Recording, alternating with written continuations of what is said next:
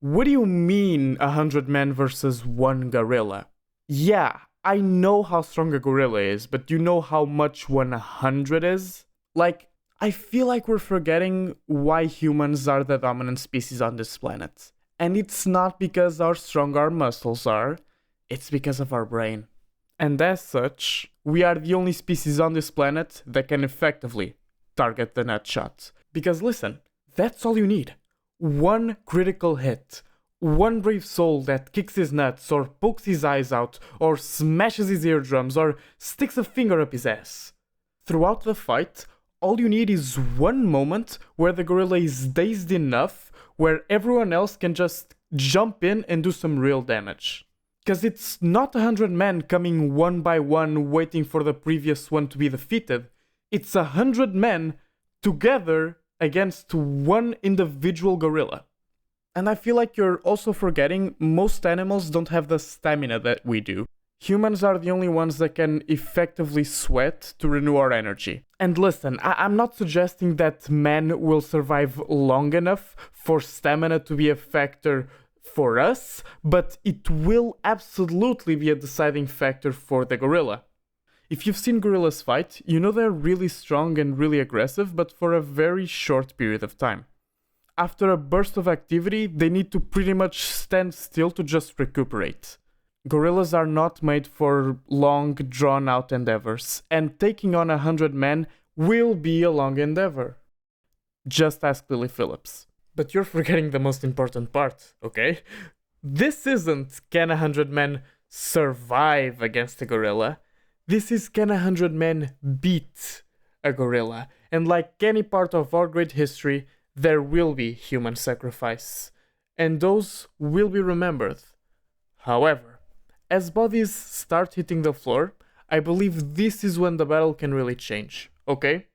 And this is because the terrain will become really unstable.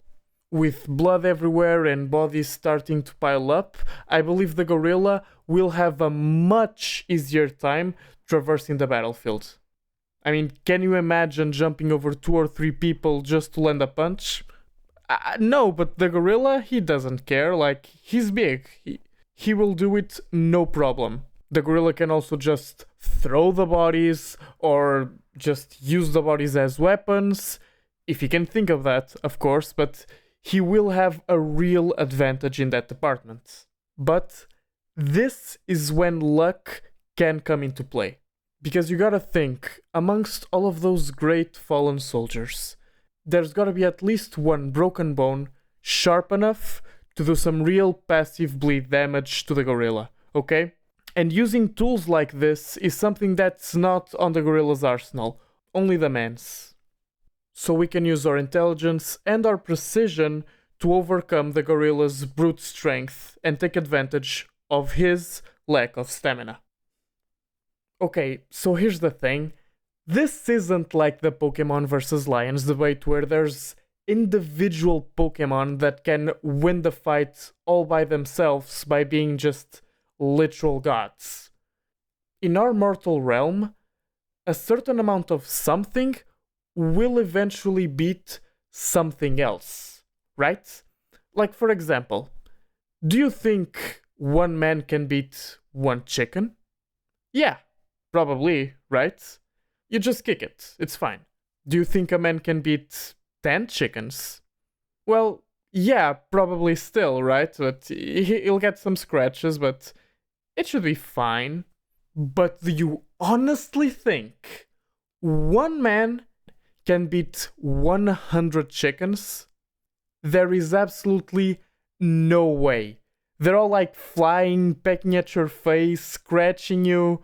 Like, I mean, you'd get a few of them, sure, but feathers flying everywhere, you can't see anything. Like, no, you're not winning that fight. And that's the point. There is a number where it's just too much. And 100 chickens is too much for a mortal man. And 100 mortal men are way too much for a gorilla.